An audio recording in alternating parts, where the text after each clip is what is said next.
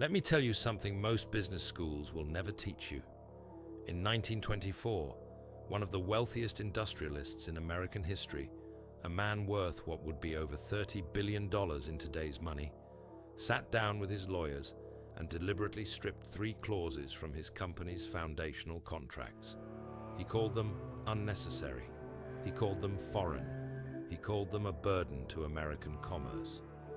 Those 3 clauses had been placed there by Jewish advisors a decade earlier.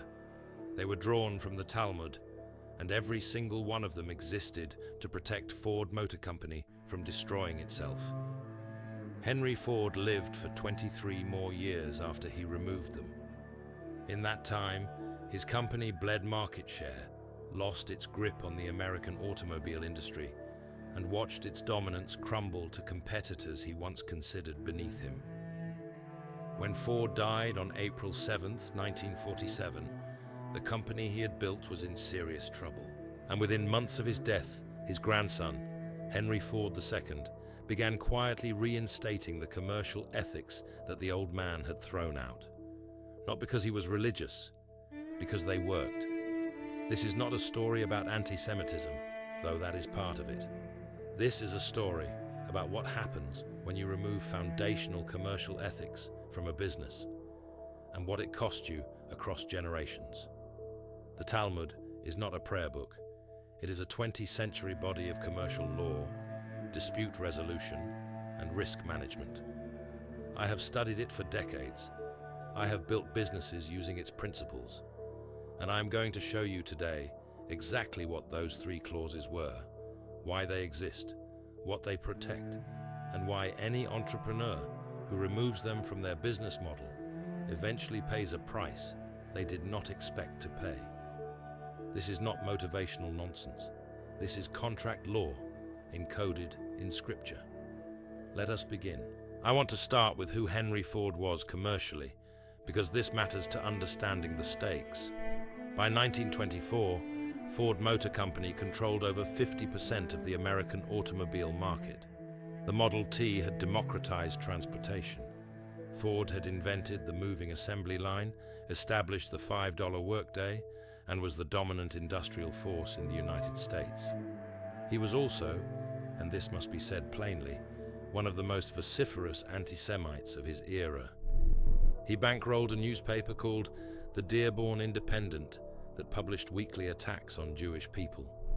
He compiled those attacks into a 4-volume series called The International Jew and had it distributed to Ford dealerships across the country.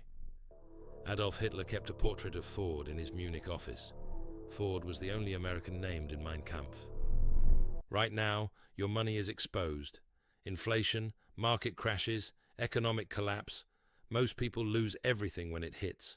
Jewish billionaire families never do. For 3,000 years, they've used one Torah system to protect and multiply wealth through every crisis. That system is now in one book. Link in the description and first pinned comment. Now I want you to sit with a specific question while I tell you the rest of this story. Here is a man who hates Jewish people with ideological fervor, and yet his most commercially sound period, from roughly 1905 to 1920, was built on contracts drafted with significant input from German Jewish business advisors in Detroit's commercial community. Men like Albert Kahn, who designed Ford's factories. Men who brought with them a commercial tradition rooted in Jewish law. When Ford decided he no longer needed that tradition, he removed it, and the clock started ticking. The 3 clauses he removed were not labeled Talmudic. They were written as standard commercial provisions, but their origins were unmistakable to anyone who knew the literature. The first clause was drawn from Tractate Bava Metzia, page 93a. It is known in Talmudic law as the Shomer Chinam principle, the doctrine of the unpaid guardian. Here is the legal framework. In Talmudic law, there are 4 categories of guardian. A Shomer Chinam is an unpaid guardian, someone who takes custody of another person's property without compensation. The Talmud rules that an unpaid guardian is liable for negligence. but is exempt from liability for theft or loss that occurs despite reasonable care.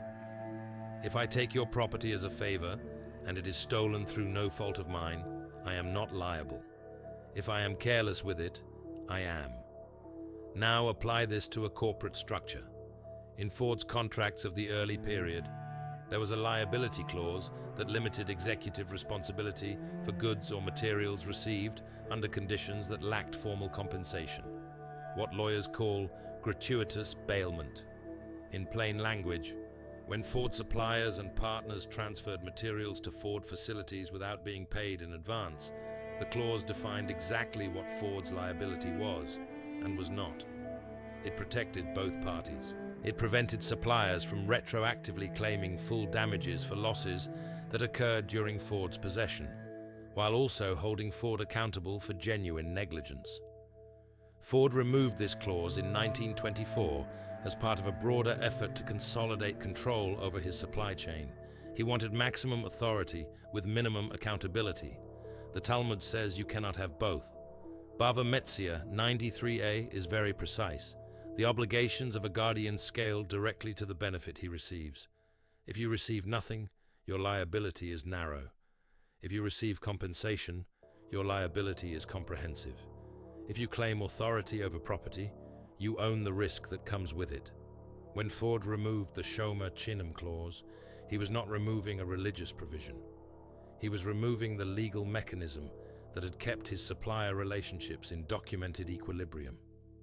Within years, Ford's supplier disputes exploded.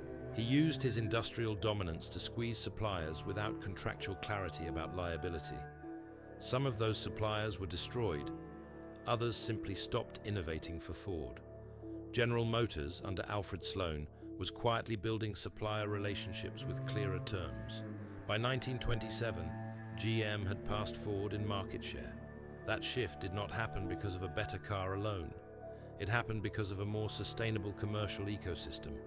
The Shomer Chinam clause existed to keep Ford honest about what it owned and what it owed. Removing it felt like power. It was actually the beginning of fragility. The second clause came from Bava Metzia 49b. This is the Onar principle. Every deal you've ever lost, every salary you didn't get, every contract that fell apart, happened because you didn't have this. For 3,000 years, Jewish billionaires have negotiated with 12 Talmud tactics that nobody taught you. I put every single one in one book, the Talmud Negotiation Bible. Link in the description and first pinned comment. Get it now. And it is one of the most sophisticated pieces of commercial ethics in all of rabbinic literature. Onar means overcharging. The Talmud establishes that it is prohibited to charge more than 1/6 above market value for a product or service. Not a moral guideline, a legal standard.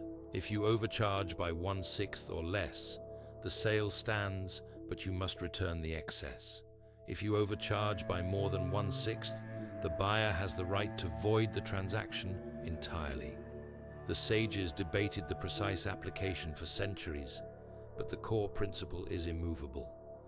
Commerce requires price integrity, and that integrity is enforceable by law. Now, why would a corporation like Ford need an Onar clause? Because Ford was not just a manufacturer. By 1924, Ford had vertically integrated to a degree that was staggering.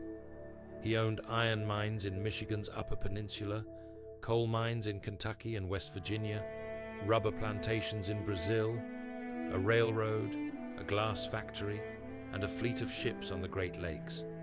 He controlled the entire supply chain for his automobiles, and he sold components and materials to subsidiaries and dealers at prices he set unilaterally. The Onar clause in Ford's original contracts contained a fair pricing standard. Internal transfers and dealer pricing must reflect market comparable rates within a defined margin. This protected dealers from being held captive to Ford's pricing power. It protected the brand ecosystem by ensuring that Ford's commercial partners could remain viable businesses rather than being systematically extracted. Ford removed it. In its place, he installed pricing structures that allowed Ford to charge dealers and subsidiaries whatever he determined appropriate. The initial effect was higher margins at headquarters. The downstream effect was the destruction of dealer loyalty. I want to tell you something about the Talmud's commercial wisdom here that goes beyond legal theory.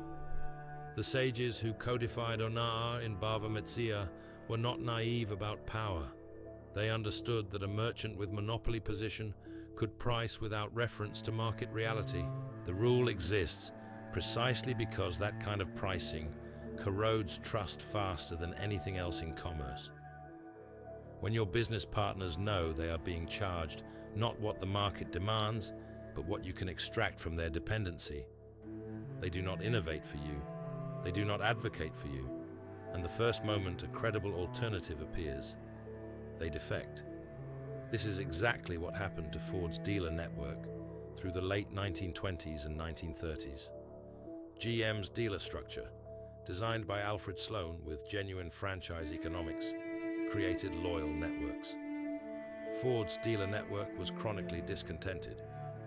Ask any historian of the American automobile industry about the Ford dealer rebellions of the 1930s. They are well documented. Dealers openly agitated for independence. Some organized. Ford responded with control and intimidation rather than reform. The Ona'ah principle says, the market sets the fair price. Your power may allow you to exceed it, but the Torah forbids it, not because the Torah is soft on commerce, but because the Torah understands that price integrity is the foundation of durable trading relationships. Break it, and you will win the transaction and lose the relationship. Do that enough times and you will lose the business. The third clause is the one that cuts the deepest. It comes from Leviticus 19:14 and is developed extensively in Tractate Avodah Zarah 6b. It is the Lifnei Iva principle. Do not place a stumbling block before the blind. In Talmudic interpretation, this commandment extends far beyond its literal meaning. The sages ruled that Lifnei Iva prohibits any action that exploits the ignorance of another person to their detriment. If someone does not know the true value of what they are selling you, you may not exploit that ignorance to underpay them. If someone does not understand the risk they are accepting in a contract, you may not use their misunderstanding against them. If you know that a product you're selling is defective and the buyer does not, you may not complete the transaction without disclosure. Avodah Zarah 6b applies this principle to commercial intermediaries. You may not assist someone in a transaction that will cause them harm, even if the direct harm comes from their own decision. If that decision was made under conditions of ignorance, you could have corrected. Ford's original contracts contained a disclosure provision that required Ford to provide material information to dealers and suppliers about production changes that would affect their business viability. If Ford was discontinuing a model or significantly altering component specifications or changing terms that would render a dealer's existing inventory difficult to sell, Ford was obligated under this clause to give advance notice sufficient to allow commercial adjustment. Ford removed this in 1924. What followed is a case study in the catastrophic cost of removing Lifnei Iva from commerce. In 1927, Ford discontinued the Model T, abruptly, with no meaningful advance notice to his dealer network or suppliers. Dealers were holding large inventories of Model T parts and service equipment. Suppliers had dedicated production capacity to Model T components. When Ford announced the switch to the Model A, those investments became instantly worthless. Dealers went bankrupt. Suppliers were devastated. The transition period left Ford's entire retail network in chaos for nearly a year, during which Ford sold essentially nothing, while GM continued to sell cars. This was not just a business mistake. It was the commercial consequence of removing the Lifnei Iva clause. Ford was not legally obligated to disclose his plans. He had removed that obligation. But the Talmud understood, 20 centuries before Ford, that the absence of legal obligation does not remove commercial reality. When you exploit the ignorance of your partners, even legally, you destroy the trust infrastructure that makes commerce possible. You pay for it, if not immediately, then across time. The cost of the 1927 transition is estimated to have been hundreds of millions of dollars. In 1927 dollars. The market share Ford lost to GM during that period was never fully recovered. Now let me tell you about Edsel Ford, because this is where the story turns. Edsel Ford was Henry's only son. He died in 1943, 4 years before his father, of stomach cancer. He was 49 years old. In his lifetime, Edsel was systematically undermined by his father. Henry publicly overruled his son's decisions. He sent company strongmen, led by Harry Bennett, a thug Henry kept on staff, to humiliate Edsel in front of his own executives. Henry refused to grant Edsel genuine authority, even when Edsel held the formal title of company president. But Edsel was a serious commercial thinker. He understood that Ford Motor Company was structurally weakening under his father's management. And privately, in the late 1930s and early 1940s, Edsel had worked with Ford's lawyers to draft revised contract templates that restored something close to the 3 provisions his father had stripped. Not because Edsel was a student of the Talmud, because he saw clearly that the company's commercial relationships were poisoned without these protections. Edsel died before he could implement them.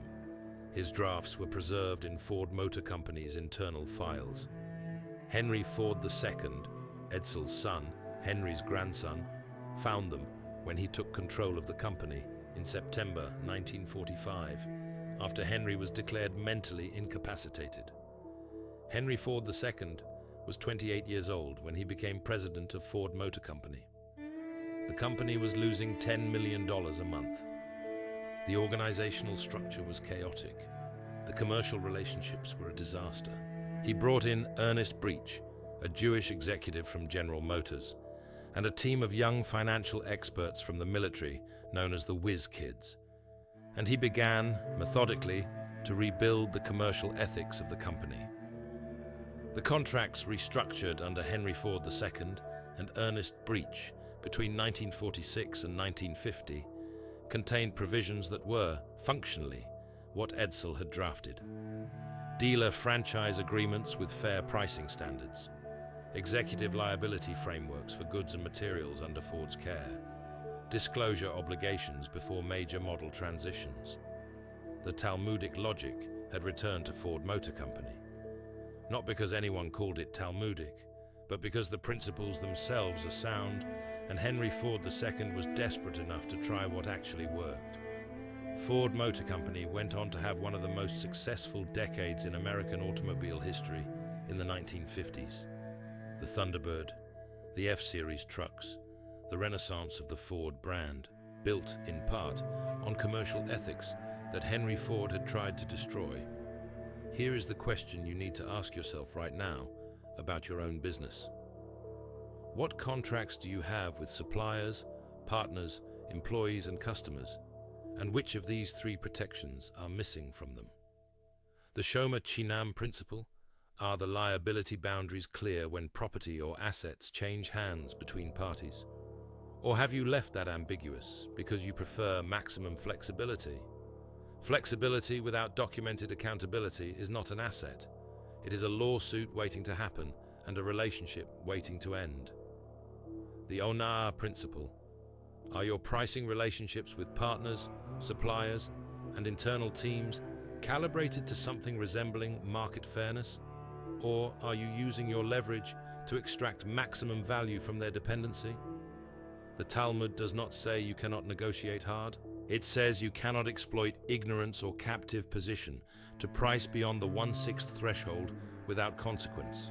The consequence is not always legal. Often it is cultural, the slow erosion of your ecosystem's willingness to grow with you. The Lifnei Iva principle: when you know something your commercial partners do not know, and that information is material to their decisions, do you have a practice of disclosure? Not because the law requires it. Often it does not, because withholding it is a stumbling block. And the Talmud says that placing a stumbling block before someone who cannot see it is not clever. It is a transgression against the most basic foundation of commerce, the assumption of good faith. These are not soft questions. They are the questions that determine whether your business compounds value over generations or extracts value for a decade and then corrodes. Let me give you a modern example that is not from the automotive industry, because I want you to see that these principles are not historical artifacts. In 2013, a major American retailer, I will not name them, but you will recognize the pattern, restructured its supplier contracts to maximize extraction. They used their dominant position to impose pricing terms that left suppliers with margins below sustainable operation. They withheld advance notice of merchandising, changes that made suppliers' inventory investments worthless.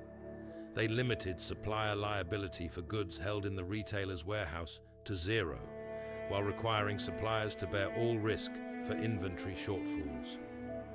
3 clauses removed, Shomer Chinam inverted, Ona violated, Lifnei Iva institutionalized. Within 8 years, that retailer had lost more than 70% of its supplier base. The suppliers who remained were the ones who had no alternatives, the weakest ones, making the lowest quality goods. The retailer's brand reputation collapsed, not because of a pricing scandal or an executive fraud, because of the slow structural destruction of its commercial ecosystem. The Torah does not promise you that violating these principles will result in immediate catastrophe. Sometimes the consequences take a decade, sometimes 2. But the Talmud says what it says for a reason.